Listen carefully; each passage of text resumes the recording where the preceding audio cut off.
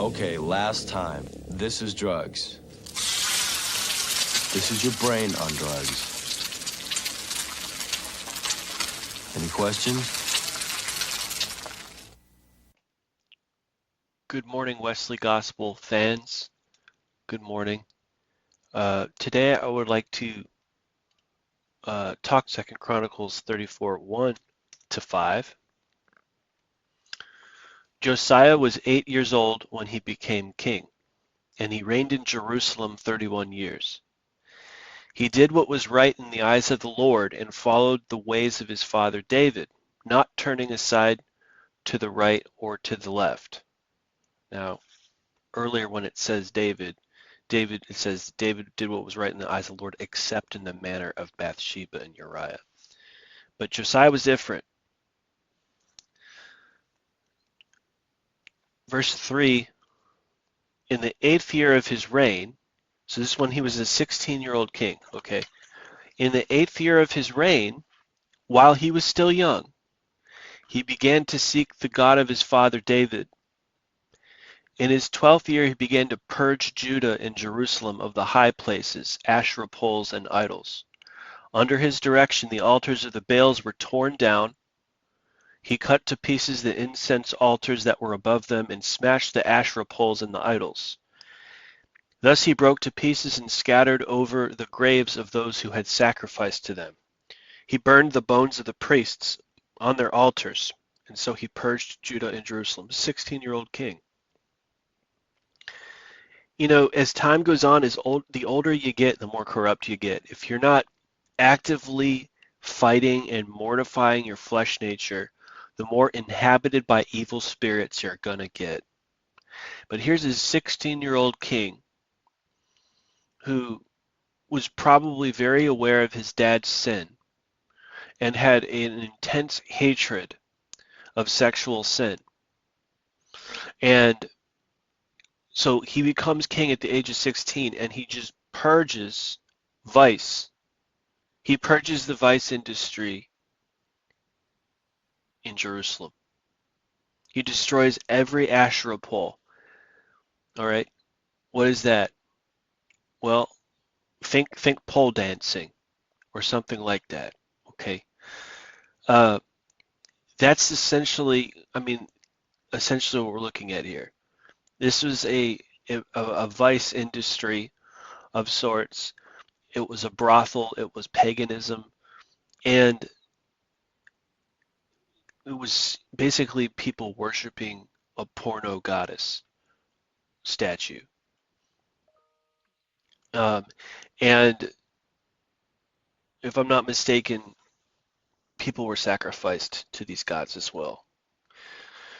So it's it's just really there's so many. This is called Josiah's reform because most of the kings in First Kings, Second Kings, Chronicles, it does not say that about them at all. It says, and this king did what was evil in the eyes of the Lord. And this king did what was evil in the eyes of the Lord. And this king did what was evil in the eyes of the Lord. What's evil in the eyes of the Lord, by the way? Going against the Ten Commandments. That's what's evil in the eyes of the Lord. And when you're the king, you're supposed to lift up the Ten Commandments. All right? In terms of your policies for the country. And most of the time when they said this king did what was evil in the eyes of the Lord, they're referring to tolerating the idols, the sexually immoral idols in the country. That was the prophetic interpretation. Like if they were really a righteous king, they would have got rid of the idols in the country. Now, of course, in the United States of America, we don't live in a theocracy, but this was totally doable back then because they had a theocracy back then. So if we have a Christian president, again, we have to do everything in our power to pursue the idols in the country and get them out. And I believe one of the things that has been oftentimes overlooked in Republican politics is the vice industry. I was just looking back on some stuff, and you know, Ronald Reagan is the last Republican president we had that came hard against the vice industry. There was a campaign he called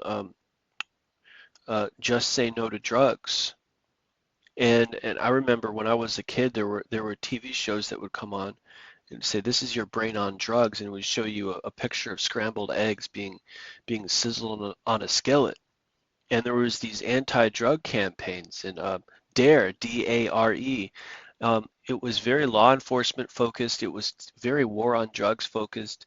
Not just drugs, but there was anti-pornography sentiment, um, anti-cussing on CDs. That's where we got the parental advisory label from. I mean, there was a real sense of, let's come against crime real strong, crime and vice, strip clubs, pornography.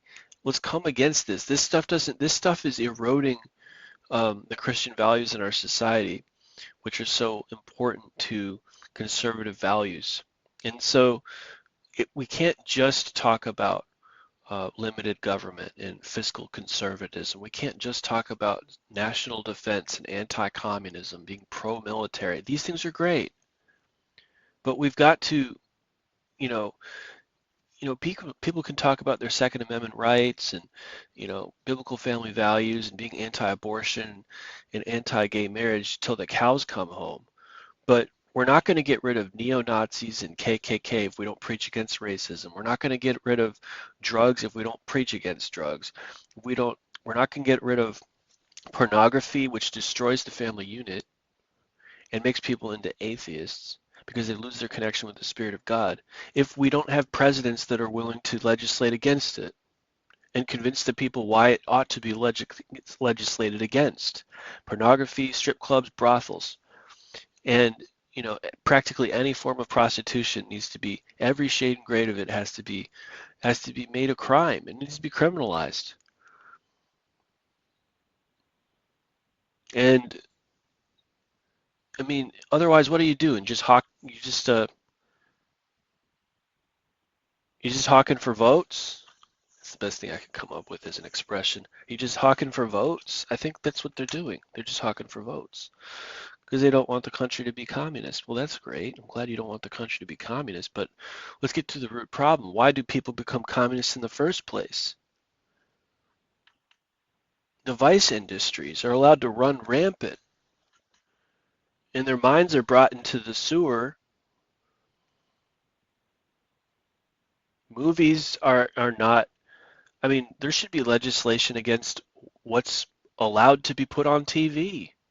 And it should not be free speech. It should be literally, some stuff is demoralizing. And so I just wanted to say that. Um, what else was I going to say? I mean, there's so much that's allowed in the name of politics and government where the Ten Commandments are not fully honored. And we invite the wrath of God in our government when we do not honor those laws in every possible way that we can, in every possible way that we can legally. And I just wanted to say that.